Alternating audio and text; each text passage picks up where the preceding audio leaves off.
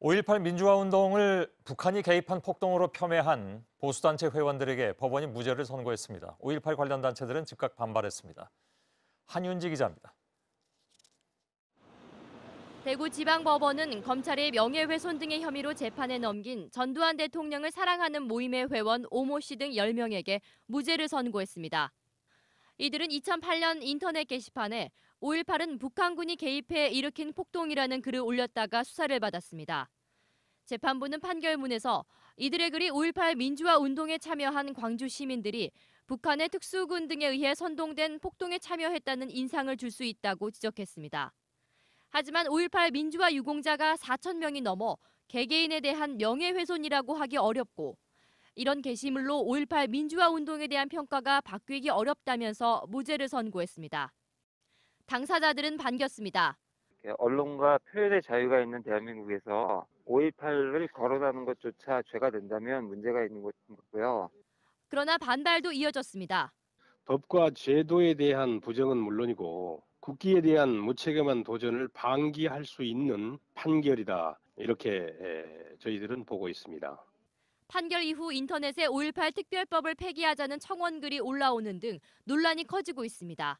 JTBC 한윤지입니다. 법원의 이번 판결은 일반인의 상식의 눈높이에서 볼 때 이해하기 좀 어렵다 이런 반응도 나오고 있습니다. 서강대 임지봉 교수와 함께 이 문제에 잠깐 더 들어가 보겠습니다. 반갑습니다. 이렇게 나오셔서. 반갑습니다. 우선 사회적으로 비난받을 수는 있지만 법적으로는 죄가 되지 않는다라는 것 설명이 좀 필요할 것 같네요. 우리 형법의 307조에 보면 명예훼손죄에 관한 규정이 있습니다. 그 구성 요건이 공연히 사실을 적시하여 여기서 공연이라는 건 이제 공공연히 불특정 다수인 앞에서 공공연히 사실을 적시하여 그때 사실은 허위의 사실이라도 명예훼손이 됩니다만 진실의 사실이라도 명예훼손이 될 수 있습니다.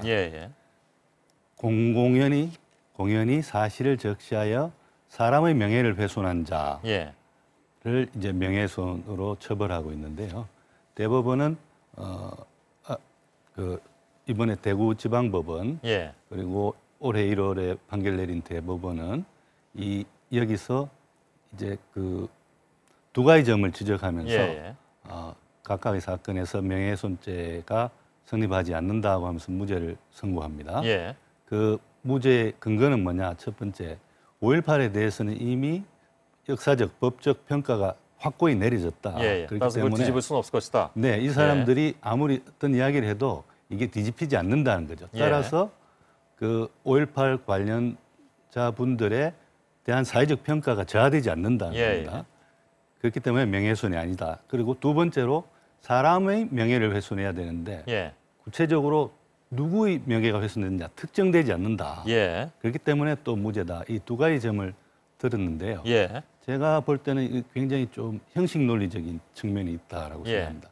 첫 번째로 아까 사람이 특정되지 않았다. 그래서 명예훼손죄를 인정할 수 없다고 본 것은 너무 형식 논리에 치우친 게 아닌가. 왜냐하면 아까 5.18 관련자가 한 4천 명 정도 되기 때문에 특정할 수 없다는 대법원의 논리가 나왔었는데요. 그렇다면 거기에 다시 5.18 때문에 다치거나 혹은 돌아가신 분들이 있잖아요. 직접적으로 관련된 분들만 찾으면 또 얼마든지 범위는 줄어들 수 있습니다.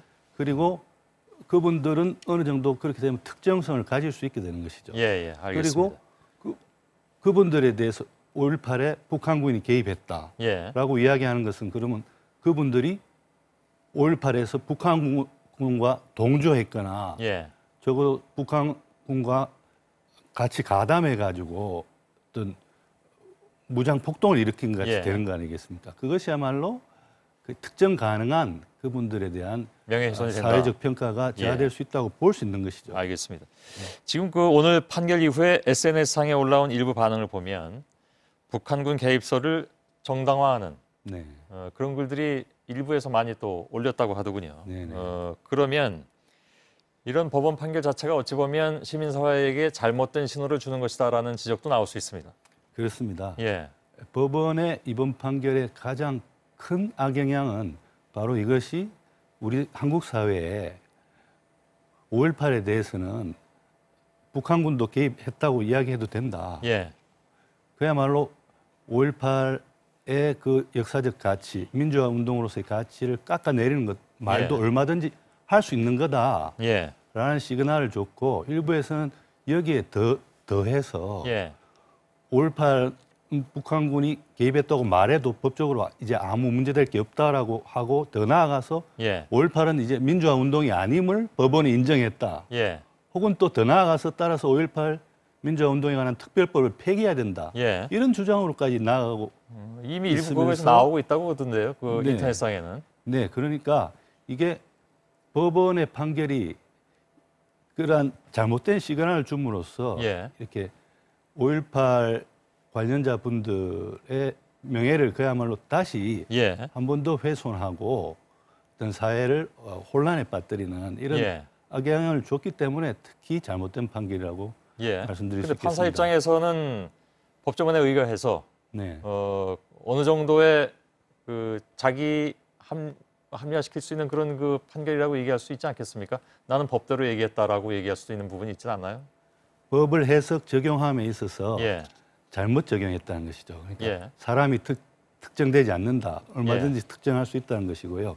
그리고 또 다른 문제의 근거가 예. 5.18에 대한 법적 역사적 평가는 이미 확고해졌기 때문에 예. 그들이 어떻게 말하더라도 5.18에 대한 사회적 평가는 저하되지 않는다라고 예. 이야기했는데요.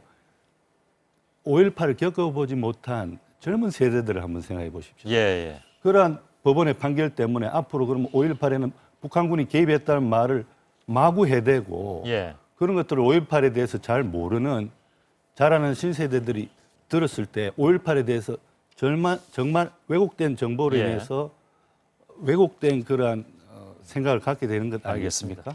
예, 오늘 판결에 대한 이의 제기였다고 보면 되겠군요. 서강대 임지봉 교수와 함께 잠깐 얘기 나눴습니다. 의견 잘 들었습니다. 예, 감사합니다. 예.